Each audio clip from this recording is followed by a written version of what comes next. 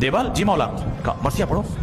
اب مرثیہ پڑھ رہے ہیں. اے فاطمہ آئیے مدینے کی ٹوٹی ہوئی مزار سے ذرا کربلا میں آئیے, آپ کے حسین کو ذبح کیا جا رہا ہے. اے فاطمہ آئیے مدینے کی ٹوٹی ہوئی مزار سے آئیے, آپ کا علی اکبر ایڑیاں رگڑ رہا ہے. اے شہزادی مدینے کی ٹوٹی ہوئی مزار سے آئیے ذرا دیکھیے کربلا میں قاسم کے ٹکڑے ہو رہے ہیں, علی اصغر کا گلا چھیدا جا رہا ہے.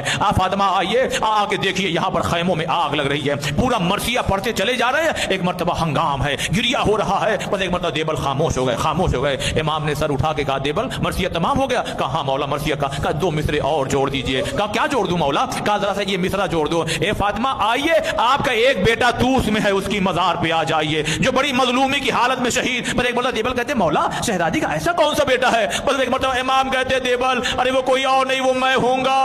بس ایک مرتبہ دیبل خدائی نے آگے مرثیہ پڑھا.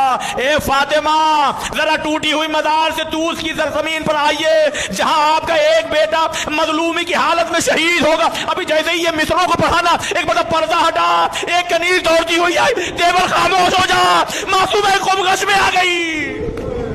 امام رضا میگم حرفامون آخه بهتر میدونه دردامون.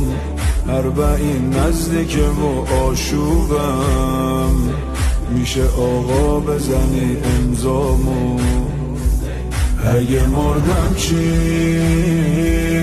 اگه قبل 40 چشامو بستم چی؟ اگه مردم چی؟